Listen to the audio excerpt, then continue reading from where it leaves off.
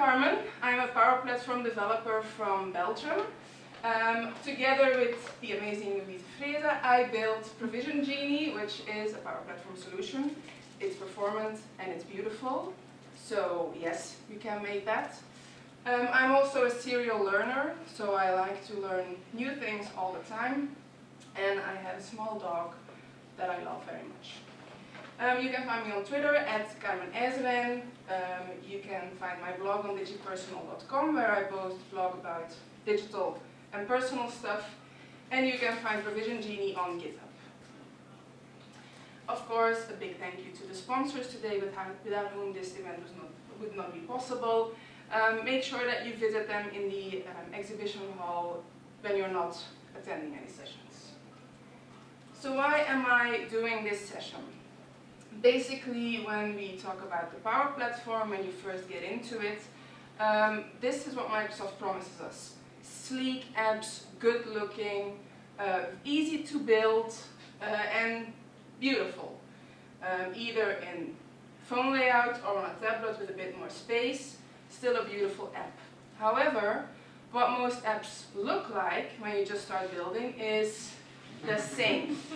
Like, you know this is a Power app. If you work with Canvas apps, you know this is a Canvas app. It's the blue, the basic color scheme, it's the basic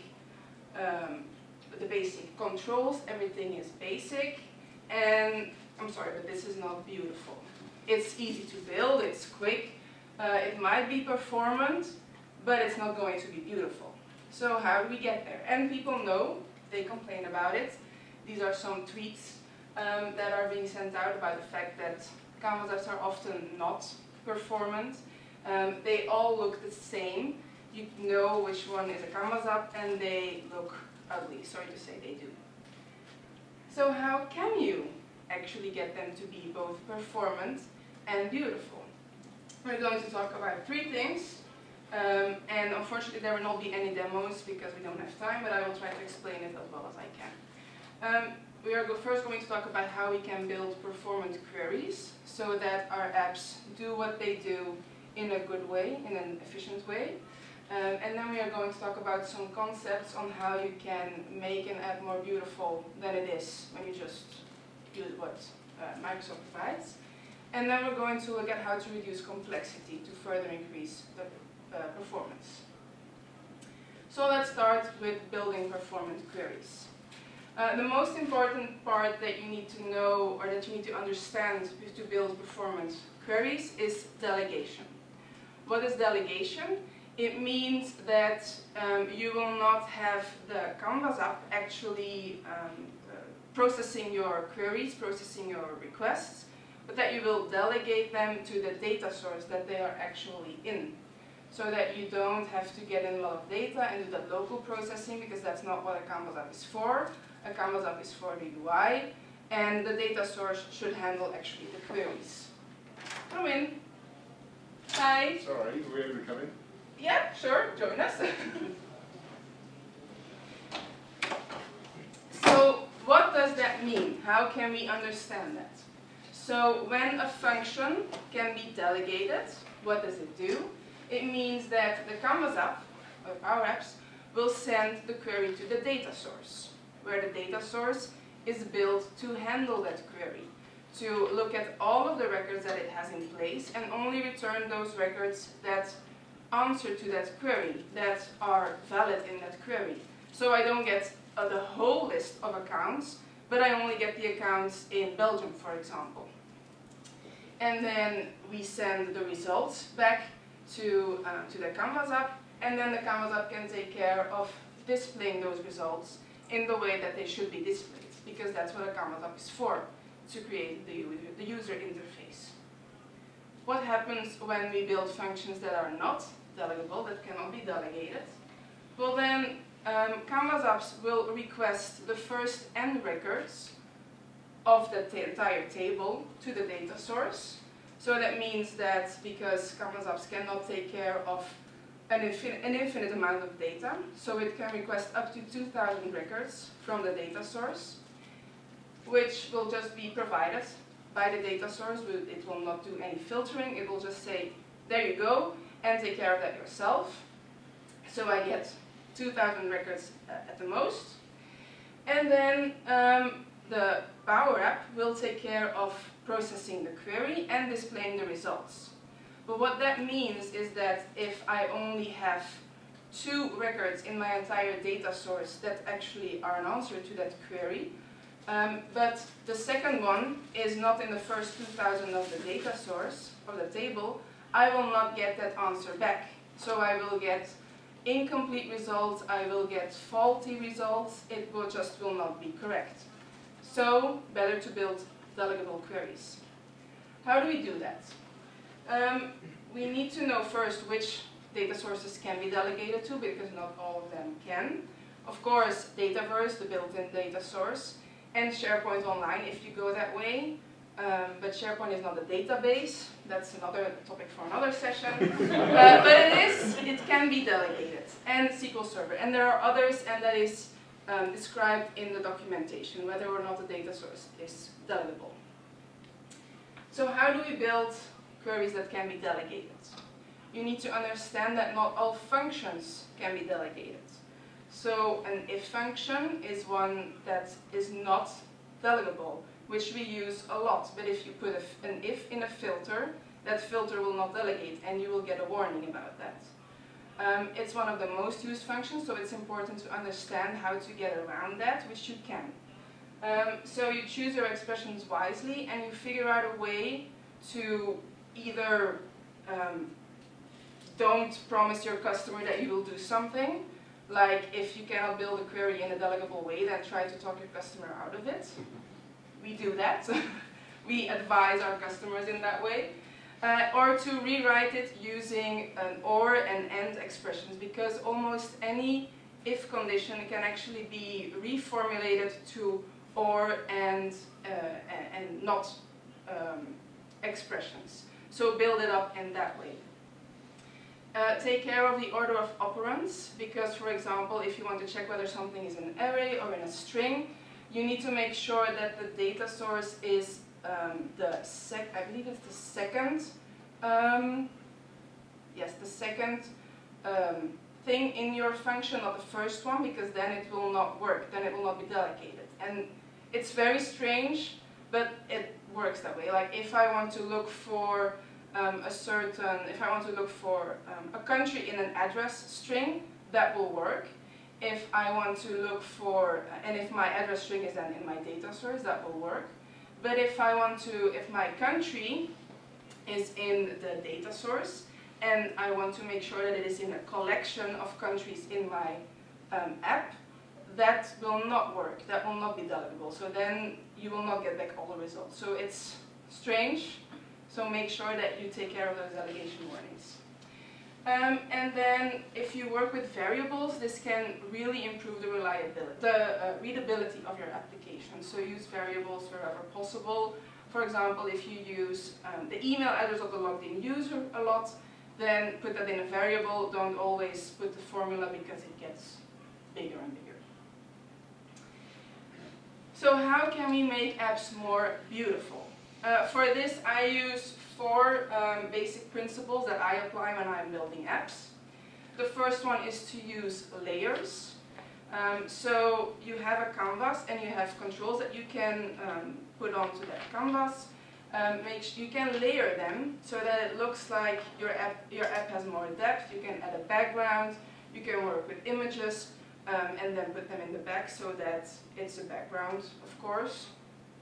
Work with transparency, because almost any control that you can apply a fill color to, you can also make that transparent. So combining that with layers, you can get a semi-transparent background and all those good things. Don't be afraid to use images, icons, and shapes to add a bit of interest to your app, to add something interesting. Just add a shape and put it in a good place, and you can you can add an accent to your application, like which row in a gallery is selected, for example, so that you can actually make apps that look a lot like professional applications. And a secret weapon is the HTML text control. because you have the normal text control and the label and the text control where you can put you can use it as an input.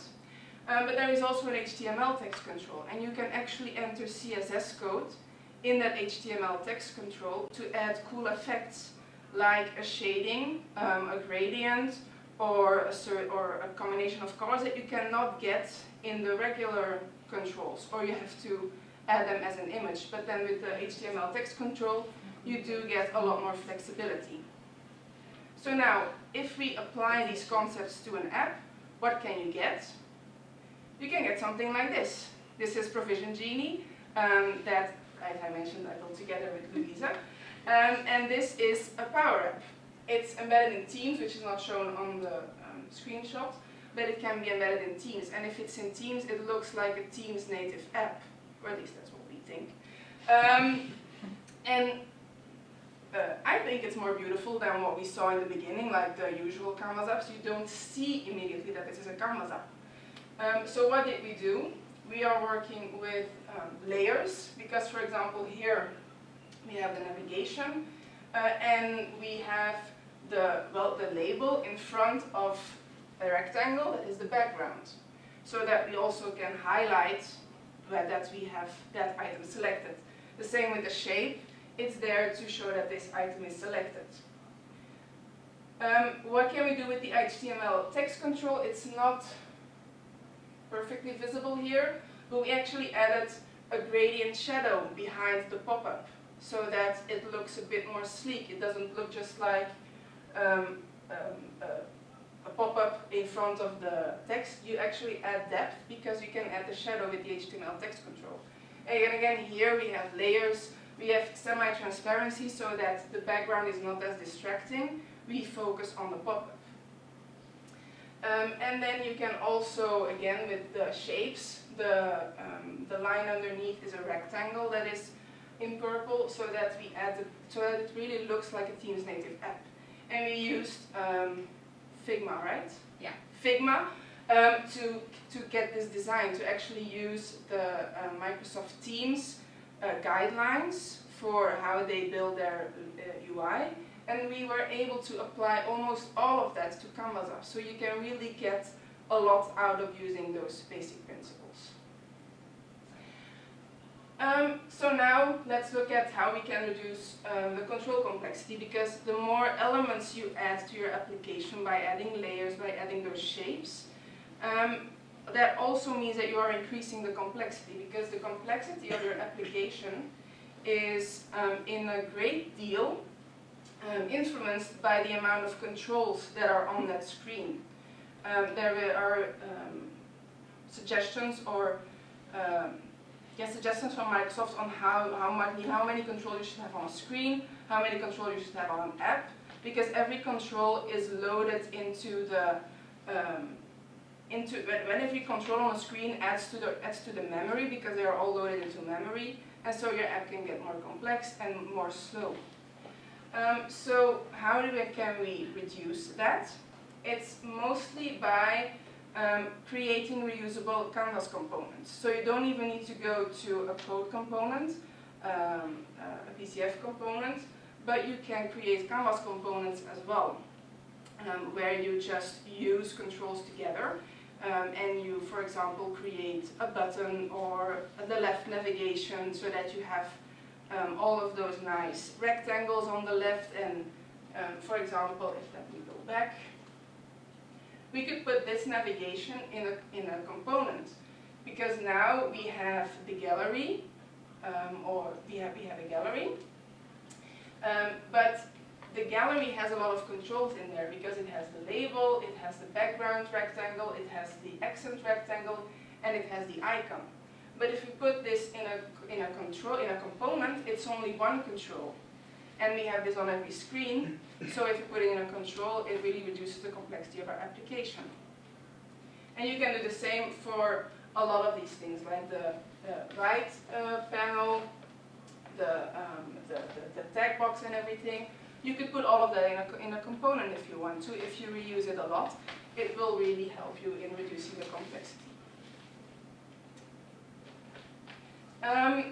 Another tip for reducing the components is to use galleries, because if we go back again, should have added that screenshot there as well.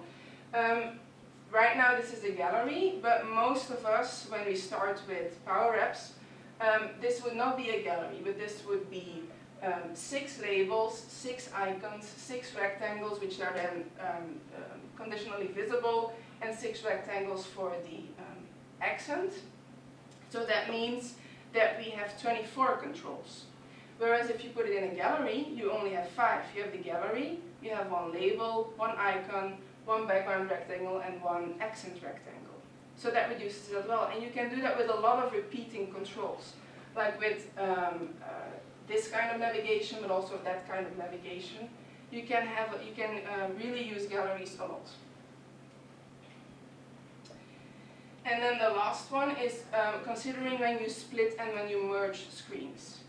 Because if you have a lot of repeating UI elements on your different screens, it might be better to put that in one screen, because then you don't have those same controls on every screen again. But on the other hand, if your screen is getting too complex, there are too many controls on there, then that one screen might become too slow. So it might be better to actually split that into 2 screens. And the good thing is that Canvas apps will, with the warnings in the app checker, it will tell you when you are reaching that complexity limit, which is, if I'm not mistaken, 300 controls on a screen. So it is a lot already, but you can get there quickly if you try to put too much on a screen, and especially if you don't use the other tips, like using the components and using galleries to display repeating controls. And that was it that I wanted to talk to you about today.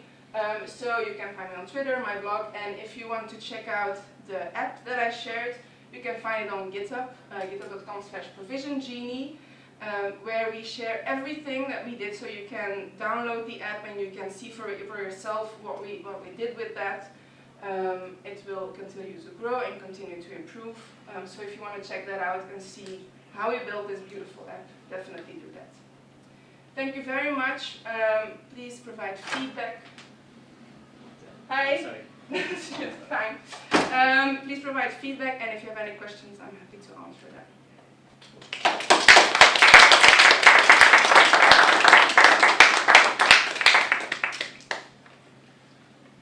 Bit of feedback. I deployed it this week, and it's by far the best documentation I've seen anywhere for any stuff like this. You've done a really, really good job. It's excellent.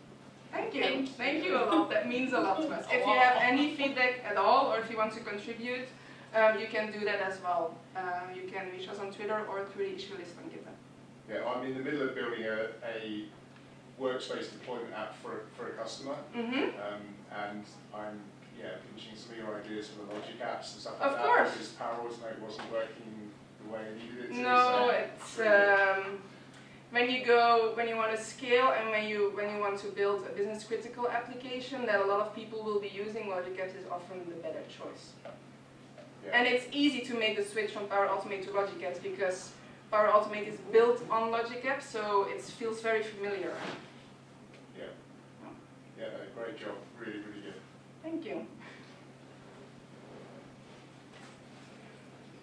Any questions? No? Okay. Thank you very much and enjoy the rest of the day.